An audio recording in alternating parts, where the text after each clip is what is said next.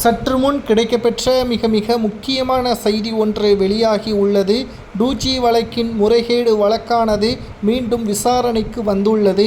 இதில் திமுகவை சார்ந்த மிக முக்கியமான 3 எம்பிக்கள் பதவி பறிபோவது மட்டுமல்ல, திகார் சிறைச்சாலையில் அடைக்கப்படுவது உறுதிதான் என்ற தகவல் தற்பொழுது கிடைக்கப்பெற்றுள்ளது. ஏனென்றால் திராவிட முன்னேற்றக் கழகத்தை பொறுத்தளவிற்கு மக்களிடம் கிட்டத்தட்ட பல்வேறு பொய்யான கருத்துக்களை தெரிவித்துதான் ஆட்சியை கைப்பற்றியது. கலைஞர் அவர்கள் உயிருடன் இருந்தபொழுது 2G வழக்கில் எனது மகள் குற்றவாளி அல்ல என்று மத்திய அரசிற்கு நீதிமன்றத்திற்கும் நேரடியான பொய்யான சாட்சிகளை கொடுத்து திகார் சிறைச்சாலையில் இருந்து கனிமொழியை விடுதலையும் செய்ய வைத்தார். ஆனால் பல நாள் திருடன் ஒரு நாள் அகப்படுவான் என்பதற்கேற்ப இந்த வழக்கானது அப்போதே முடிந்திருக்க வேண்டும். ஆனால் அப்பொழுது மிக முக்கியமான சாட்சியாக இருந்த சாதிக் பாஷா அவர்களது மரணம்தான் இந்த வழக்கிற்கான மிக முக்கியமான திருப்பு முனையாக மாறியது.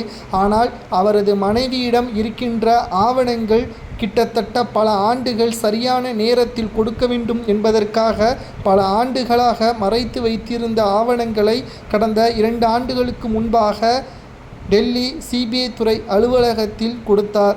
எனது கணவர் வாக்குமூலமாக எதை கூற நினைத்தாரோ அதை ஆதாரத்துடன் நிரூபித்திருக்கிறார் என்றும் இந்த ஆவணங்களே போதுமானது என்றும் தற்பொழுது இந்த வழக்கை மீண்டும் விசாரணைக்கு ஏற்றுக்கொண்டு இந்தியாவின் பொருளாதார வளர்ச்சிக்கு தடையாக இருந்தவர்களுக்கு தண்டனை கொடுக்க வேண்டும் என்று அவரது மனைவி தெரிவித்திருக்கிறார். இந்த நிலையில்தான் இந்த வழக்கு மீண்டும் தொடங்கிய நிலையில் 3 நபர்களுக்கும் அப்பொழுது அரசு உயர் அதிகாரியாக இருந்தவர்களுக்கும் சம்மன் அனுப்பப்பட்டது.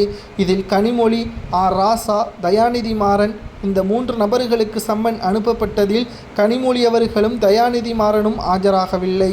மேலும் ராசா மட்டும் இந்த வழக்கிற்கான முதலாவதாக ஆஜரானார்.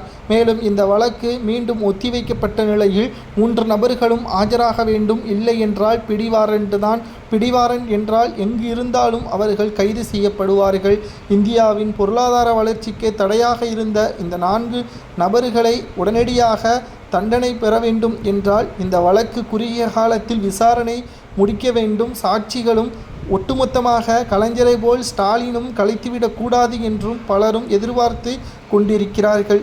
உங்களது கருத்துக்களை கூறுங்கள். இவர்களுக்கு தண்டனை வழங்க வேண்டும் என்றால் எத்தனை ஆண்டுகள் வழங்கலாம் என்பதை மறக்காமல் கமெண்ட் வாயிலாக கூறுங்கள். இதுபோன்ற செய்திகளை தெரிந்து கொள்ள மறக்காமல் ஒரே ஒரு சப்ஸ்கிரைப் மட்டும் பண்ணிருங்க.